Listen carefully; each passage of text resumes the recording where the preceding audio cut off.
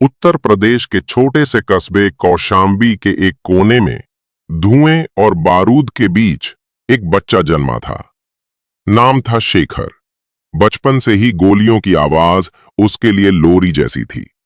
उसके पिता एक लोकल डॉन के लिए काम करते थे। हफ्ता वसूली, बंदूक की सप्लाई और किडनैपिंग उसका पारिवारिक पेशा था। शेखर ने कभी स्कूल का गेट नहीं देखा, लेकिन AK-47 कैसे खोलते हैं ये 12 साल की उम्र में ही सीख लिया था। 16 साल की उम्र में पहली बार उसे एक आदमी को गोली मारने को कहा गया, क्योंकि उस आदमी ने डॉन की जमीन पर दुकान खोल ली थी। शेखर ने कांपते हाथों से ट्रिगर दबाया, गोली छूटी और इंसान जमीन पर गिरा। उस रात शेखर सो नहीं पाया, पर अगली सुबह उसके बाप ने उसकी पीठ थपथपाई। अब तू मर्द बन गया है। शेखर के चेहरे पर एक अजीब सी मुस्कान थी। डर खत्म हो गया था। 19 की उम्र तक शेखर के नाम पर 11 केस दर्ज हो चुके थे। डकैती, हथियार सप्लाई, धमकी, किडनैपिंग। पुलिस ने उस पर 3 लाख रुपए का इनाम रखा था। वो अब शेखर भाई बन चुका था, जिसके एक इशारे पर लोग गायब हो जाते थे। लेकिन फिर एक दिन सब बदल गया। एक रात शेखर ने एक बिजनेसमैन के बेटे को किडनैप किया, फिरौती मांगी 25 लाख रुपए। डील पक्की हो गई, लेकिन जब वो बच्चे को छोड़ने गया तो उस मासूम ने पूछा, भैया आप इतने गुस्से में क्यों रहते हो? शेखर ने कुछ नहीं कहा। बच्चा फिर बोला, आपके पास बंदूक है, लोग डरते हैं, पर आपके पास मां है क्या? शेखर पत्थर सा खड़ा रह गया। उसे 8 साल पहले की अपनी मां की मौत याद आ गई, जिसे पुलिस एनकाउंटर में मारा गया था।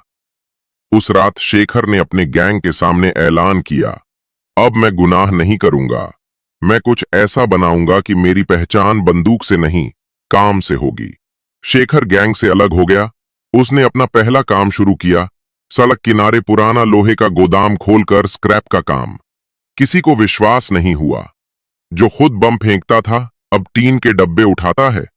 गैंग के लोग उसे धमकाने लगे।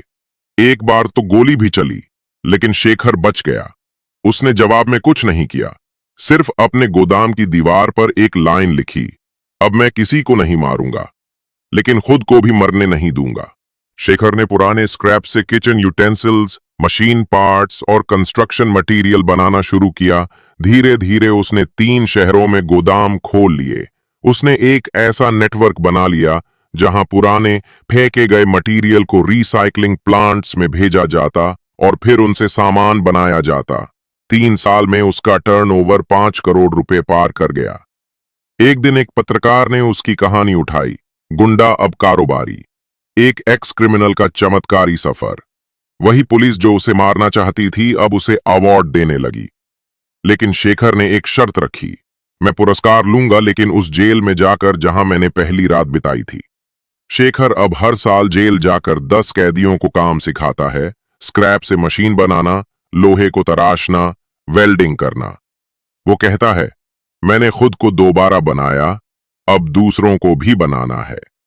सीख, कभी कभी इंसान गुनाह मजबूरी में करता है, लेकिन बदलना उसका चुनाव होता।